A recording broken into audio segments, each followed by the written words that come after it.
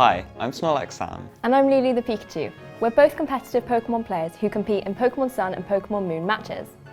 For those of you who don't know your Pikachus from your Porygons, we're here to kickstart your Pokémon Sun and Pokémon Moon journey, all the way from the very basics up to competing in battles with your friends and family. And for those of you who are already on your way to becoming a Pokémon master, this series will be packed with loads of hints and tips that will have you thinking like a true ace trainer, and then you'll be able to compete among the very best. Last time, we took you through an overview of the Loulou region. In this video, we're going to take a look at the basics of catching Pokémon as you start out on your adventure.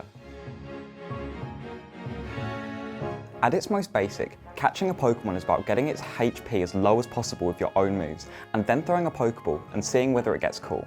Definitely, the lower the HP of the opposing Pokémon, the higher your catch rate's going to be. You can also try inflicting a status condition upon the opposing Pokémon, such as paralysis or sleep, as this will increase your chances even further. Even the type of Pokéball you choose has an effect on the catch rate. For lower level Pokemon, a standard Pokéball will be fine. As you start to face higher level wild Pokemon, you might want to switch to a Great Ball or even an Ultra Ball, as they'll be more effective. There are loads of different Pokeballs to choose from, and they all have different features and benefits. For example, the Heavy Ball is really good for catching Snorlax, isn't it, Sam? Yeah, a Dusk Ball will be really effective at catching a Pokemon that lives in a cave, or a Dive Ball is really good at catching Pokemon that live in water. So we definitely recommend carrying as many different types of Pokeball with you on your journey, so that no matter what wild Pokemon you encounter, you'll be prepared. Sometimes though, there will be those Pokemon that are a little bit trickier to catch, but we do have some really useful hints and tips to help you in those situations. One example is the move False Swipe. When this move is used, the Pokemon's HP number can't go down lower than 1. This is good for 2 reasons.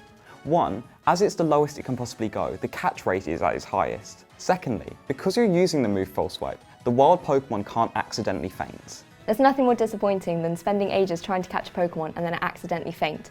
Additionally, it's always disappointing if the Pokemon can teleport away like that pesky Abra. However, if you have a Pokemon who has Mean Look as a move, you can trap that Abra, meaning it can't escape, and you're free to try and catch it.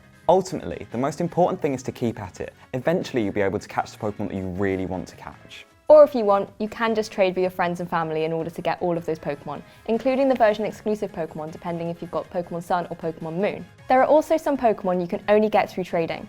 For when the Pokemon is transferred from one game to another, it'll evolve into a completely new Pokemon, like a Alolan Golem.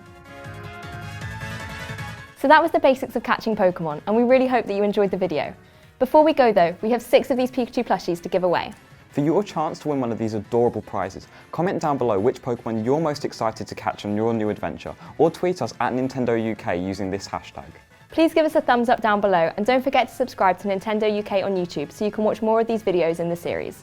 Next time, we're going to put those Pokemon you've caught into battle. This lesson will go into details about the different types of Pokemon, the moves you can use, and more. We hope you will join us then. Pikachu says goodbye!